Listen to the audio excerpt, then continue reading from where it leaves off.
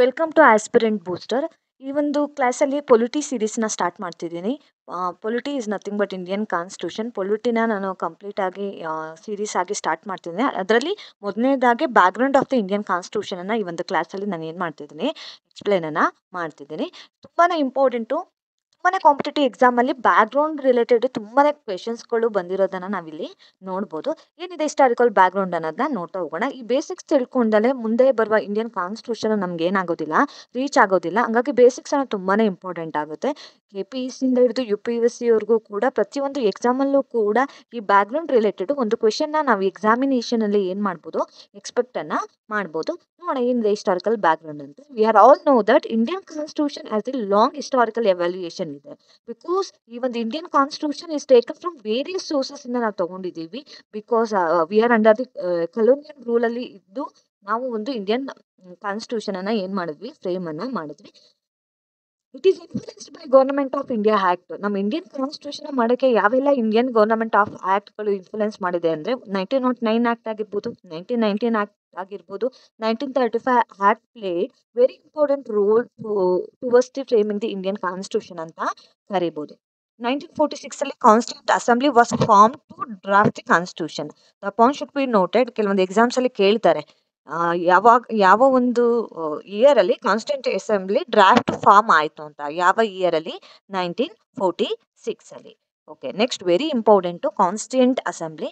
ನೋಡಿ, the idea of constituent assembly ಅನ್ನೋ ಐಡಿಯಾನ ಫಾರ್ ದ ಫಸ್ಟ್ ಟೈಮ್ ಕೊಟ್ಟಿದ್ದು ಯಾರು? MN ರಾಯ್. ಯಾವಾಗ? 1934 ಅಲ್ಲಿ.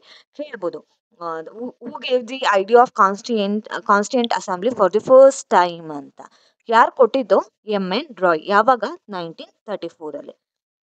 ಅದಾದ್ಮೇಲೆ 1946 ಅಲ್ಲೇ under the cabinet mission plan ಬರುತ್ತೆ. ಆವಾಗ ಕಾನ್ಸ್ಟಿಟ್ಯೂಂಟ್ ಅಸೆಂಬ್ಲಿ ಫಾರ್ಮ್ಡ್ ಆಗುತ್ತೆ. Total number of members constituent assembly ಎಷ್ಟು ಜನ ಇದ್ರು ಅಂದ್ರೆ 389. ಬಟ್ ಲೇಟರ್ ಏನಾಗುತ್ತೆ, 299ಗೆ ಡಿಕ್ರೀಸ್ ಆಗುತ್ತೆ.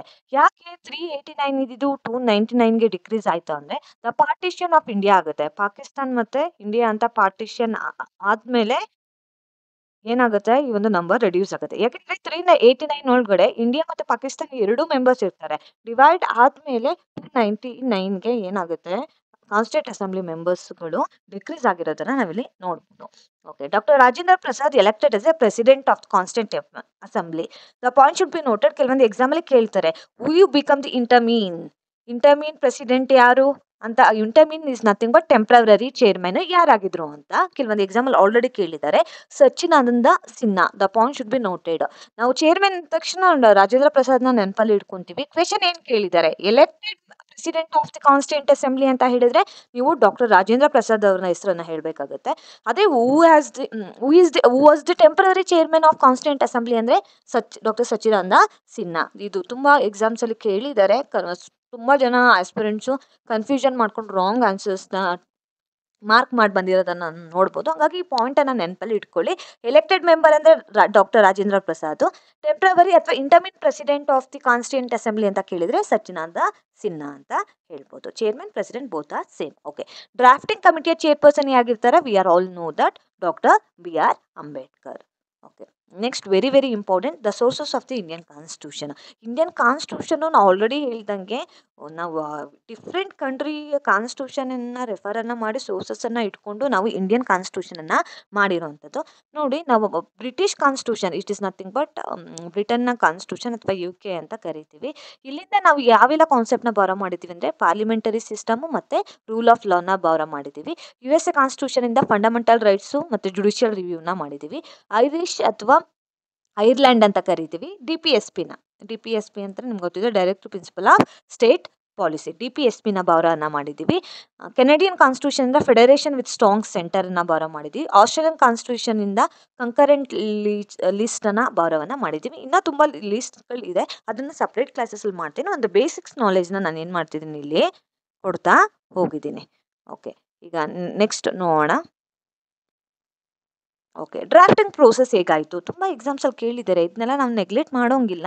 ಚಿಕ್ಕ ಚಿಕ್ಕ ಪಾಯಿಂಟು ಕೂಡ ತುಂಬಾ ಇಂಪಾರ್ಟೆಂಟು. ಯಾಕಂದರೆ ಪೊಲಿಟಿ ಒಂದು ಸಬ್ಜೆಕ್ಟ್ ಹೇಗಪ್ಪ ಅಂತ ಹೇಳಿದರೆ ವಿ ಕ್ಯಾನ್ ಸ್ಕೋರ್ ಮೋರ್. ಯಾವುದೇ ಎಕ್ಸಾಮ್ ತೊಗೊಳ್ಳಿ, 10 to ಒಂದು ಅರೌಂಡ್ 15 ಕ್ವೆಶನ್ಸು ಪೊಲಿಟಿಯಿಂದಾನೇ ಬರುತ್ತೆ. ಹಂಗಾಗಿ ಇದು ರೀಸೆಂಟ್ ಅಮೆಂಡ್ಮೆಂಟನ್ನು ಬಿಟ್ಟರೂ ಕೂಡ ಮಿನಿಮಮ್ 10 ಕ್ವೆಶನ್ಸ್ನ ಆರಾಮಾಗಿ ಹಳೆ ಸೋರ್ಸಸ್ಸಿಂದನೇ ಓದ್ಕೊಂಡು ಏನೂ ಚೇಂಜಸ್ ಇರೋದಿಲ್ಲ. ಆರಾಮಾಗಿ ನೀವು ಏನು ಮಾಡ್ಬೋದು, ಪೊಲಿಟಿಲಿ ಆನ್ಸರ್ಸನ್ನು ಮಾಡ್ಬೋದು. ಹಂಗಾಗಿ ಇದನ್ನು ನೆಗ್ಲೆಕ್ಟ್ ಮಾಡಬೇಡಿ. ಇದರಲ್ಲಿ ಸ್ಟ್ರಾಂಗ್ ಡೆಪ್ತ್ ನಾಲೆಜ್ ಇಟ್ಕೊಂಡು ತುಂಬಾ ಇಂಪಾರ್ಟೆಂಟು. ಯಾಕೆಂದರೆ ಪೊಲಿಟಿ ಒಂದೇ ಸಬ್ಜೆಕ್ಟು, ಒಂದು ಸ್ಕೋರಿಂಗ್ ಸಬ್ಜೆಕ್ಟ್ ಅಂತಲೇ ಕರಿಬೋದು. ನೀಟಾಗಿ ಅರ್ಥ ಮಾಡಿದ್ರೆ ಒಳ್ಳೆ ಮಾರ್ಕ್ಸನ್ನು ಈ ಒಂದು ಪೊಲಿಟಿಯಿಂದನೇ ನಾವು ತೊಗೊಬೋದು. ಓಕೆ, ಡ್ರಾಫ್ಟಿಂಗ್ ಪ್ರೋಸೆಸ್ ಹೇಗೆ ನಡೀತು? ಡ್ರಾಫ್ಟಿಂಗ್ ಕಮಿಟಿ ಯಾವಾಗ ಫಾರ್ಮ್ ಆಗುತ್ತೆ? August 29, 1947.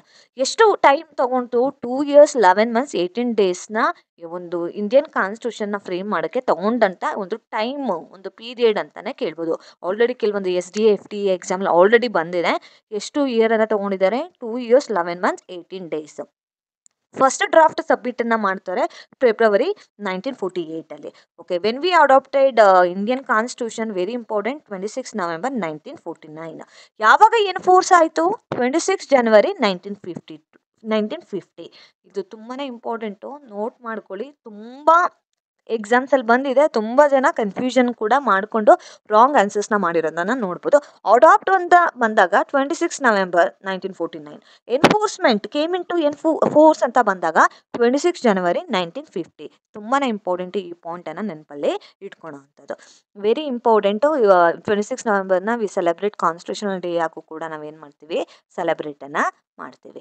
Okay, next let's see the unique features of Indian constitution. ತುಂಬ ಡೆಪ್ತ್ ಆಗಲ್ಲ, ಒಂದು ಓವರ್ ರಿವ್ಯೂವನ್ನು ನೋಡೋಣ. ಇಂಡಿಯನ್ ಕಾನ್ಸ್ಟಿಟ್ಯೂಷನ್ ಒಂದು feature. We are all know that it is one of the lengthiest written constitution in the world ಅಂತ ಕರಿತೀವಿ. Blend rigidity and flexibility. Rigid ಕೂಡ ಹೌದು, ಫ್ಲೆಕ್ಸಿಬಲ್ ಕೂಡ ಹೌದು. ಯಾಕೆಂದರೆ ನಾವು ಅಮೆಂಡ್ಮೆಂಟ್ ಥ್ರೂ ನಾವೇನು ಮಾಡಬೇಕಾಗುತ್ತೆ?